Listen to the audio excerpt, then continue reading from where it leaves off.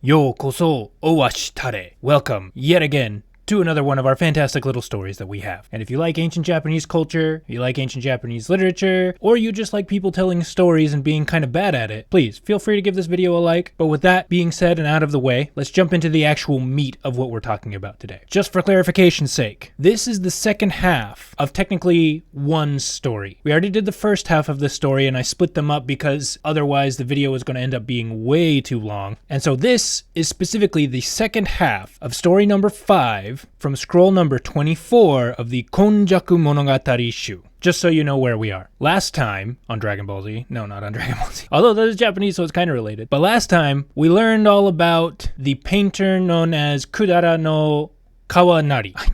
I can never remember his name. Kudara no Kawanari, and how he was a great painter. But at the same time, there was also another man who was also famous all around the realm for his skill and craftsmanship in carpentry. He was a builder. He could make all sorts of fancy wooden structures. And his name was Hida no Takumi. The thing is though, that's not really his name. Takumi literally means something like carpenter. It's just his job. And then Hida, it was the name of a place in ancient Japan. So this was the carpenter from Hida. And apparently that's how we're going to refer to him in this story. There it is. But Hida no Takumi was very famous for a couple of reasons specifically. Number one, he was one of the main carpenters during the time of the moving of the capital. Because anciently what would happen in Japan is the emperor would not stay in one place, or rather the capital would not stay in one place. The emperors would move where they would rule from to different cities. Eventually, however, they settled on one city called Heian, which is now modern Kyoto. But Heian became the capital that would stay in one place where the emperor would reside and rule for almost 1,000 years. And this Hida no Takumi was one of the guys who was in charge, or one of the main carpenters who helped facilitate this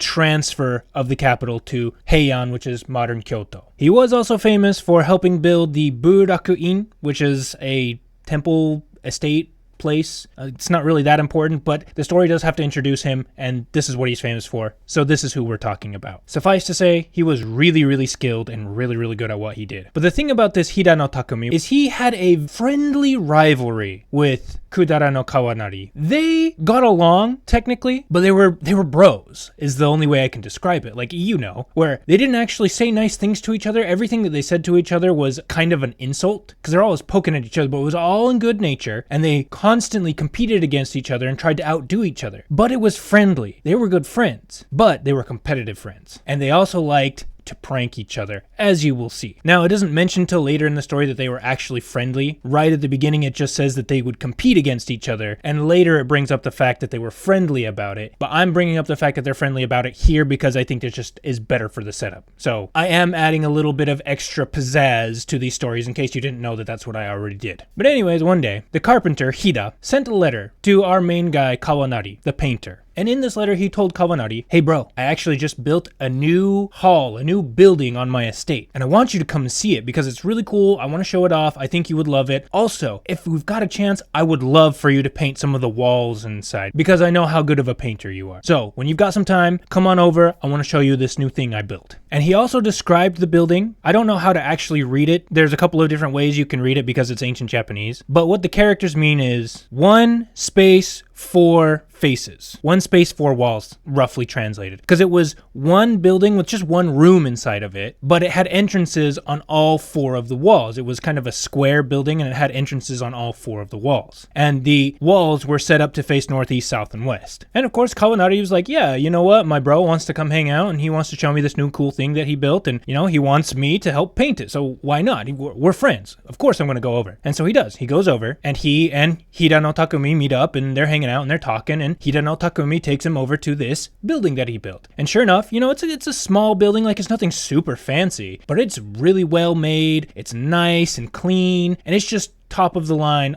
obviously really good craftsmanship. And of course, Hida no Takumi tells Kawanari, hey bro, you know, it looks good on the outside, but wait till you see it on the inside. It's really cool on the inside. Please, after you. And Kawanari not thinking anything of it, just ascends the short little steps, goes up because everything in Japan was built, on little small stilts and raised above the floor slightly. And he makes his way over to the entrance, and it's the south entrance that he's facing. And all the doors to this building were all open. So you could see into it and you could see inside, but it's different from actually going inside. So that's what Kawanari decides he's going to do. He's going to actually go check it out. And he tries to go through the entrance on the south. But as soon as he gets close to the actual door frame, suddenly the door just slams shut, just thunk. And of course, this startles Kawanari, who jumps back a little bit going, ooh. But, weird things happen. Maybe it was the wind. Maybe something wasn't set up right. So he goes around to the left, and from the south side, he now goes over to the west side. And he tries to go in through the door on the west side. And lo and behold, as soon as he gets close to the door, that door suddenly, thunk, shuts out of nowhere. And as soon as that door shuts, the one on the south side opened. So of course now he's doubly confused, like, what, why can't I get inside? And he decides to go around to the left once again, and he tries going in through the north side. And sure enough, thunk, the door shuts, and then the one on the west side that he was just at opens. And then he tries again, this time coming from the east side. And sure enough, that door, thunk, shuts, and the one on the north now opens. And Kawanari tries to get inside from each of these entrances multiple times. He just kind of goes around and around and around and around, trying to get inside. And now he's a little annoyed, like...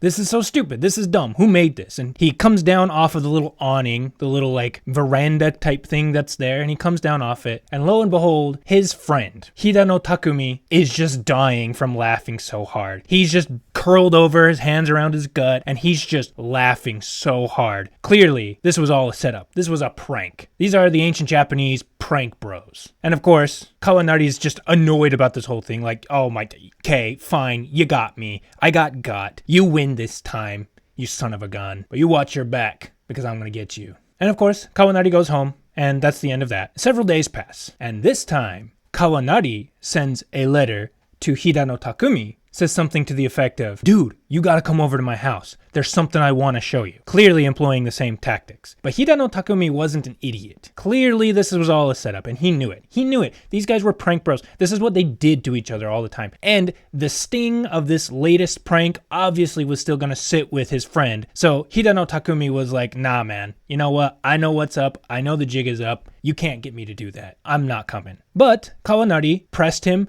really earnestly and consistently, just said, no bro, seriously, I have something cool I really want to show you. Just come over. Just come over. Come on, dude. Just come over. I promise, nothing bad's gonna happen. And now, Hida no Takumi probably didn't believe this, but he just rolled his eyes and eventually was like, okay, fine. And so, as they usually did in ancient Japan, Hida no Takumi shows up to his friend's house with some servants, and he sends a servant in to his friend Kawanari to announce that he's here. The servant goes in, tells Kawanari that he's here, and then Kawanari tells the servant to tell his friend, okay, feel free to come in through the front door. I don't know if it's the front door, but whatever the door is that visitors come in through, please come in through the door. Please, make yourself at home. And Hida no Takumi comes up, opens the door, and as soon as he opens the door, something catches his eye. The first thing he sees. Inside the house, he sees a blackened, rotten corpse just laying there. Disgusting and filthy. And sorry if you're a little squeamish, this is going to get a little squeamish, but he talks about how it looks all bloated and gross and just clearly it's a dead body. There's just a dead body just chilling in this guy's front entryway, bro. Like, ooh. And to top it off, there was a filthy, terrible smell too that accompanied it. So as soon as Hida no Takumi sees and smells this, he also lets out a scream. He yells, which I'm not going to do here because I don't want to annoy my neighbors. I'm already too loud. And he flings himself back. And he flings himself off of the little entryway, the veranda that he's on, and onto the grounds, trying to escape a little bit. Because it's so surprising, like, holy crap, there's a dead person here. And as soon as he lets out this scream and hears Hida no Takumi not fall off of the little place that he was on, but obviously get down, Kawanari just starts laughing, just bursts into this huge laughter. And the whole time, Hida no Takumi sitting there thinking, holy crap, I can't believe that just happened. What is going on? I'm terrified. I'm freaking out here, bro. Kawanari sticks his head out of the door, sees his friend standing around in the dirt, which was not something that you were supposed to do. If you're familiar with Japanese culture, you do not hang out in the dirt. The dirt is dirty. It's dirty. You don't do that. And yet, this guy who is a high-ranking carpenter, trusted by many of the upper echelon of the city, he's floundering in just the dirt. No noble should be there. He's probably not wearing shoes because he was just about to go inside. But here he is, in the dirt, and his friend just sticks his head out of the doorway. And the translation here is a little bit unclear, because welcome to Japanese, it's unclear all the time. But he says either one of two things. Oh, So that's where you are. Or, depending on how you translate it, it could be, oh bro, I'm over here. But regardless of what he said, he did say it with a smug, smarmy attitude, like, ha, got you bro. Get in here. What are you doing? Stop playing around in the dirt. And Hida no Takumi still kind of freaking out like, bro, there's a corpse in your entryway you're just standing next to. What are you talking about? And so, still with some trepidation and a little concerned, Hida no Takumi comes up the stairs and he pokes his head in and he looks. And what he sees is not actually a dead body, but, if you've guessed it, a really lifelike painting of a dead body, made in just about the right size for an actual human being, and with some kind of extra smell there to make it seem far more realistic, but because, as we have learned in the previous video, that Kawanari was such a good painter, it looked so lifelike that at just that quick glance, there was no way that Hida no Takumi could tell that it was fake. And of course, this was revenge for getting pranked at the little hall that Hida no Takumi had Kawanari come to and fail to enter and get laughed at. So, this is the story of how the two prank bros got at each other all the time. And this is only one instance that it happened. At the end of the story, it says that they did this to each other all the time,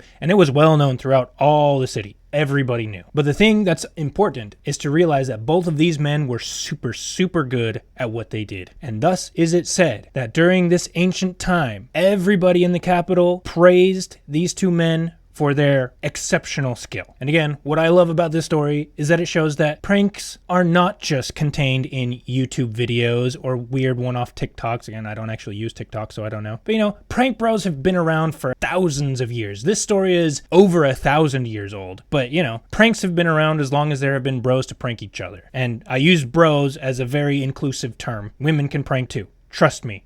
I know. But that's actually it for the story. Super short, super sweet, a lot of fun. And again, we can learn something about how even though these people who lived 1,000 years ago halfway across the world and in a very different culture from us, they still shared many characteristics with us. They're still human. And so, I thank you very much for giving this a listen. I thank you for all the support that you guys have given me. Ito katejike no koso haberi kere. And so, if you did find it amusing, please feel free to give the channel a subscribe. I have been doing fairly well in keeping on top of this. But that's going to be it for now. Hopefully, I will see you next week as well. So, goodbye. じゃあな。Modern Japanese.